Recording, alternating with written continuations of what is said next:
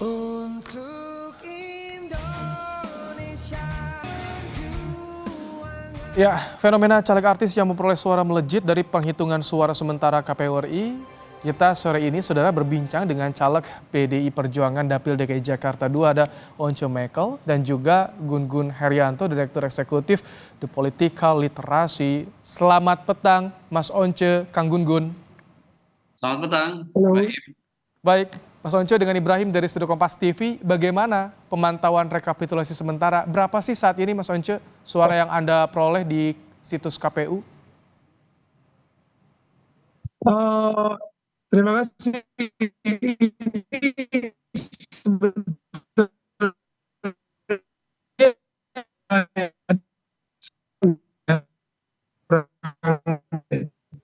Mas Once, maaf, Sepertinya tampaknya sistem ini. dari KPU ini kurang mantap. Oh, oke. Ini sinyal tadi sempat terganggu, silakan. Kita dapat angka 140 ribuan. Tapi kami masih terus untuk verifikasi data-data ini betul-betul sesuai dengan kenyataan atau enggak. Berapa persen itu dari suara yang sudah masuk total saat ini, Mas Once? 50-an persen. 50% tapi udah tembus 140 ribu. Ini dapil neraka, dapil Anda, Mas Once. Strateginya apa sih? Ya. Strateginya, sekali lagi ya, saya mesti berikan catatan juga. Sebetulnya angka yang ada ini kadang melonjak tidak wajar dan juga kadang-kadang turun tidak wajar. Jadi saya terus untuk kalau soal strategi sebetulnya wajar saja. Saya terus terang memanfaatkan masuk ke masyarakat. Saya datang ke kurang lebih 157 titik ya selama masa kampanye sejak kurang lebih Juli atau Agustus. Jadi saya benar-benar ketemu masyarakat langsung dan selebihnya pasang spanduk dan sebagainya dan aktivasi sosial media tentunya. Target Anda sebetulnya berapa sih suara yang ingin dicapai, yang ingin dikantongi di dapil ini, Mas Once? Saya kira kalau saya mendapatkan 100 ribuan suara cukup aman. Terakhir itu dari PDI Perjuangan itu mendapatkan suara 104 ribu di urutan pertama dan sudah bisa menduduki kursi. Sana saya mendapatkan kurang lebih 110 ribu suara, itu sebetulnya sudah bisa ya. Tapi Berarti saya ini, nggak tahu bagaimana. tapi kalau untuk sekarang gambarnya sudah masuk zona aman ya, Mas Once ya? Ya, kalau yang ada sekarang sepertinya cukup aman, tapi kan seperti itu tadi saya sampaikan, data-data ini kok masih meragukan buat saya. Jadi saya harus betul-betul teliti. Fluktuatif sekali ya data-data yang ada. Baik, masih meragukan. Apa sih sebetulnya yang menjadi penyebab adanya keraguan dari Anda? Tapi Kang Gun-Gun, bagaimana Anda membaca? Masih ragu padahal kalau dari angka nih masuk zona aman. Ini dapil neraka, Kang Gun-Gun. Ya, wajar ya, kehati-hatian ini penting mengingat fluktuasi suara yang masih berproses. Jadi bagus juga, nggak overconfident gitu. Jadi memang basisnya adalah data dan data itu harus dilihat pergerakannya, terutama juga untuk melihat juga suara yang diraih kompetitor, sehingga kemudian winner di dapil yang bersangkutan itu sudah benar nanti bisa difiksasi apakah misalnya Mas Once atau juga yang lain-lain itu bisa masuk mewakili dapil yang bersangkutan.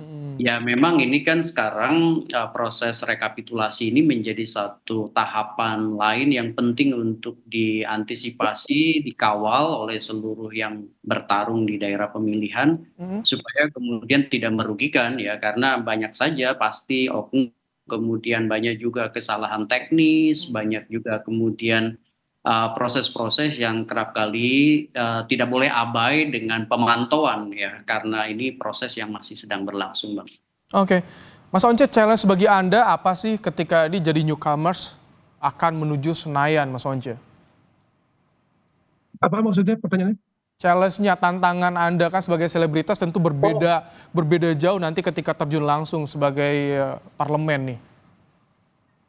Ya, bagi saya sebetulnya saya harus kembali lagi mempelajari aturan-aturan yang ada tentunya, tapi saya kebetulan punya latar belakang di bidang hukum, jadi harusnya nggak terlalu sulit buat saya. Dan ya saya harus membekali diri saya kembali ya untuk lebih akrab dengan kehidupan politik praktis tentunya, Komisi 3 dong Mas dan Once. juga terus memantau menghayati kehidupan masyarakat nantinya. Target Komisi 3 Apa? dong. Komisi Oh 3. ya, saya sih sebetulnya itu, Gimana? tapi kan Aduh. ini ya, Hmm. Aduh, ini sinyal Mas Once saya agak sedikit duduk di dalamnya. terganggu. Gimana? Jadi Komisi 3 nih rencananya kalau misalkan nanti lolos ke Senayan Mas Once. Oh, sebetulnya saya pribadi nih Ya. ingin supaya saya bisa duduk di komisi yang berhubungan dengan latar belakang saya, yaitu seni budaya tentu saja, supaya saya bisa bereskan beberapa hal menyangkut dunia kreatif yang saat ini masih carut marut dan Hmm. sebetulnya punya potensi untuk mengangkat harkat hidup masyarakat banyak. Tapi ke depannya saya serahkan juga kepada partai dan Oke. kepada kebijakan yang nanti ada, saya ditaruh di komisi mana. Saya sih merasa siap-siap saja. Oh, siap-siap saja ditaruh di komisi manapun, tapi tadi harapannya 10 ya kalau soal pariwisata atau bagaimana kebudayaan. Kang Gun-Gun, bagaimana bisa menjawab harapan publik soal majunya selebritas ke Senayan nih? Iya, harapan tuh selalu tinggi pada siapapun yang terpilih dengan background apapun sebenarnya. Entah itu akademisi, entah itu selebritis, entah itu advokat. Yang jelas karena mewakili representasi warga masyarakat dan nanti keterpilihannya itu membawa fungsi-fungsi penting dalam konteks demokrasi kita, misalnya fungsi yang serius ya, fungsi legislasi, budgeting, itu kan bukan hal-hal sepele karena menyangkut nanti juga keberimbangan kekuasaan dengan cabang kekuasaan lainnya yang namanya eksekutif gitu ya, dan ya seluruh menurut saya yang kemudian mewakili daerah pemilihan itu harus merepresentasikan peran dan fungsinya. Hmm. Jadi bukan lagi sebagai bukan lagi sebagai akademisi, bukan lagi sebagai advokat, tetapi sebagai wakil rakyat yang memang punya basis konstituen.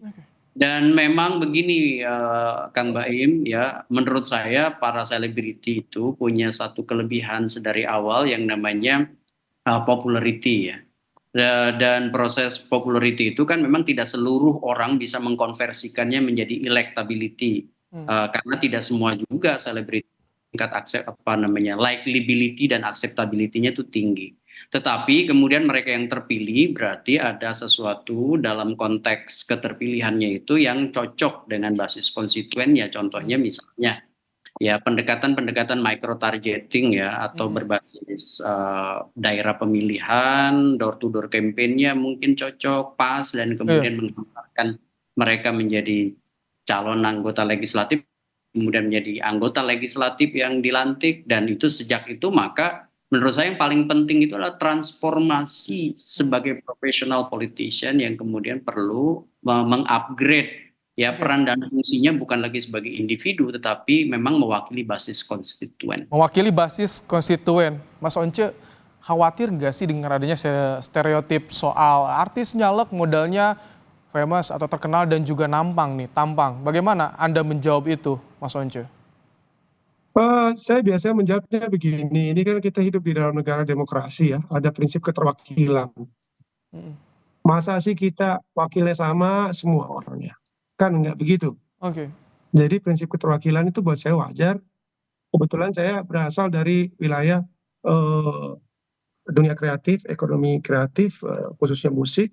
Saya akrab dengan industri yang seperti ini dan tentunya bagi saya wajar kalau ada wakil untuk wilayah itu ya.